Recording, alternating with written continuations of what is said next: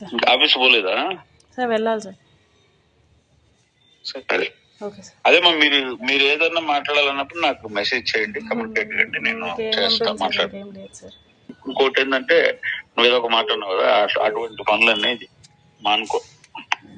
I will be responsible to my son sir. ఇప్పుడు అదే అదే very good very good. Sridhar వాళ్ళ పేరెంట్స్ కి ఇప్పుడు గుర్తొస్తున్నారు కదా. ఇన్నేళ్లకు అన్ని ఎదిగిన కొడుకు మీద వాళ్ళకి అంత ఉన్నప్పుడు ప్రపంచమే ఇంకా ఏం తెలియని నేను కొడుకు ఫస్ట్ మీద నుంచి శ్రీధర్ ఉన్నప్పుడు కూడా నేను అదే చెప్పా. కాబట్టి I will be responsible to my sun.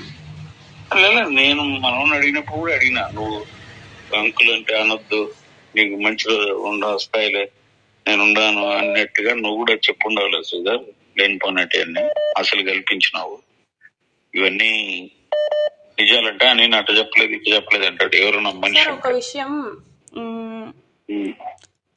మీరు నిన్న మాట్లాడిన మాటలు బట్టి నేను ఏమర్థం చేసుకున్నా అంటే శ్రీధర్ అతనికి ఫేవర్ గానే చెప్పుకున్నాడు. ఎందుకంటే వెనెవర్ యూ ఒక విషయం చెప్పారు కదా, అది ఓన్లీ శ్రీధర్ మాత్రమే చెప్పగలడు. శ్రీధర్ ఏదైనా సరే తనకి ఫేవర్ గానే చెప్పుకోగలడు, కానీ తను ఏం చేశాడు అనేది చెప్పడు. మీకు తెలియని విషయం కూడా చెప్పనా నేను?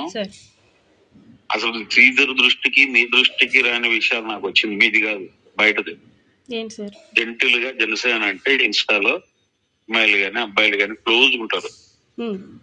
బెంగళూరులో పిల్లలు ఎవరో మనకు సంబంధించిన పిల్లలు మనోడిని ఇన్స్టాలో చూసి congratulations sir being a proud Janasena అట్లా వాళ్ళు యంగెస్ట్ ఎమ్మెల్యే పెడితే మనోడు ఫ్లడ్ చేసినట్టు సిగ్గుండాలి సార్. వాళ్ళు నాకు ఫోన్ చేసి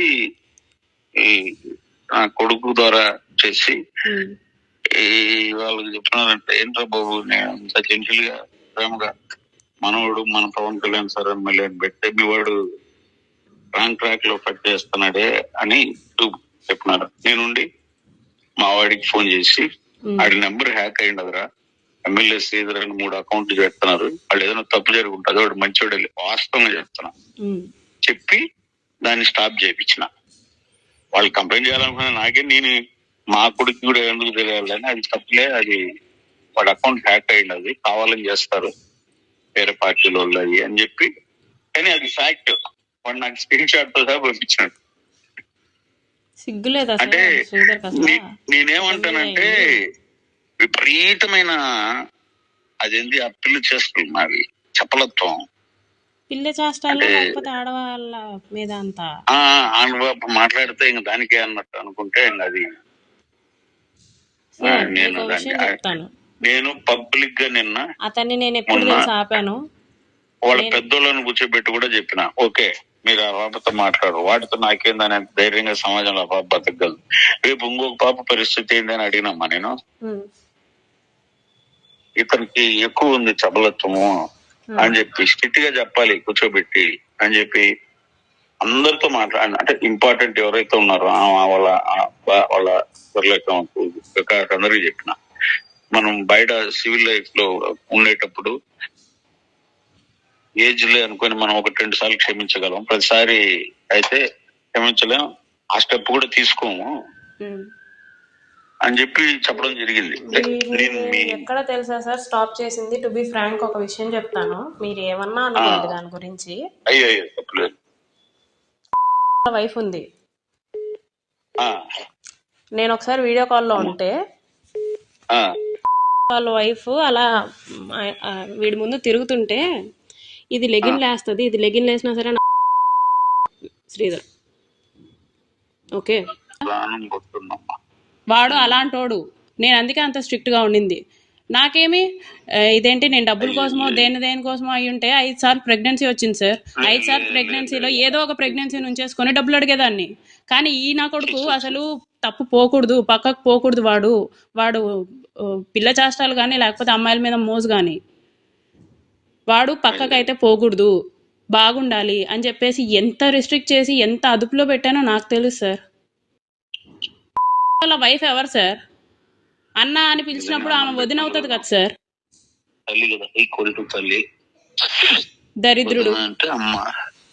ఇంకా ఈ విషయాలన్నీ తెలిసి ఏ అమ్మాయి సార్?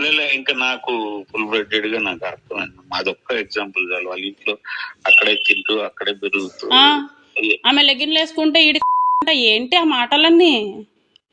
నీకంత కరువుగా ఉంటే పెళ్లి చేసుకో.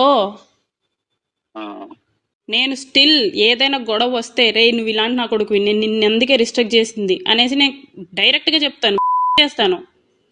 వాడు నీతో ఇవన్నీ షేర్ చేసినాడు కాబట్టి వచ్చుంటాడమ్మా. నాకు ఇప్పుడు అర్థమైంది అటువంటివన్నీ నీతో.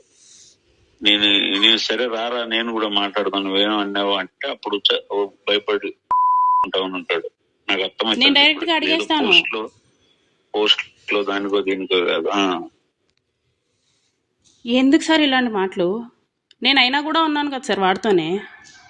నేను అంటాను, నేను కోపంలో అంటాను, నీ గురించి నీ అమ్మకి తెలిసినా నీ చెల్లికి తెలిసినా సరే నీ ముందు తిరగలేరా శ్రీధర్ అని చెప్పేసి.